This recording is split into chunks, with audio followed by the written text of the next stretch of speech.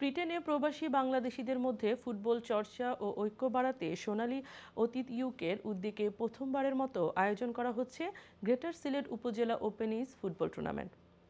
20 July ডেগেনহামের Bobby Moore sports হাবে 2 দিন ব্যাপী এই প্রতিযোগিতা অনুষ্ঠিত হবে। এতে বৃহত্তর সিলেটের 4 জেলার 14টি উপজেলার প্রতিনিধিত্বকারী দল অংশ নেবে। পূর্ব লন্ডনের মাইল্যান্ড স্টেডিয়ামে খেলার সেমিফাইনাল ও ফাইনাল অনুষ্ঠিত হবে 23 জুলাই।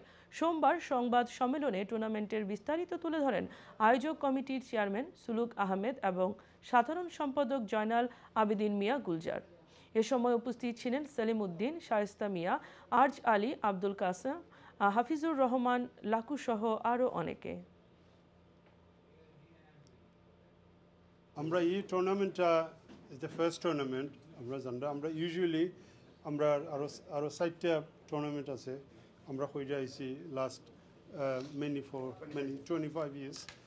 আর এটা আমরা একটা নিউ ইনিশিয়েটিভ নিছি টু এঙ্গেজ আওয়ার ইয়ংস্টার্স, যে যারা এটা একটা ডিমান্ড আছিল আমরা লাগি যে তারারে যারা ইয়ংস্টারও হল আসেন বিলো 35 আমরা উইচ ইজ আমরা অল দিস ডেজ আমরা over 35 and 50s.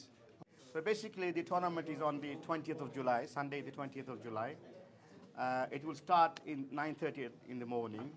We have 14 teams in total. We have 3 groups of 5, and 1 group has 4 teams. So it will be played over the day. There's 25 minutes each half for the qualifying games. And in group, the third group, they will play 30 minutes each half because there's 1 team less in that. And the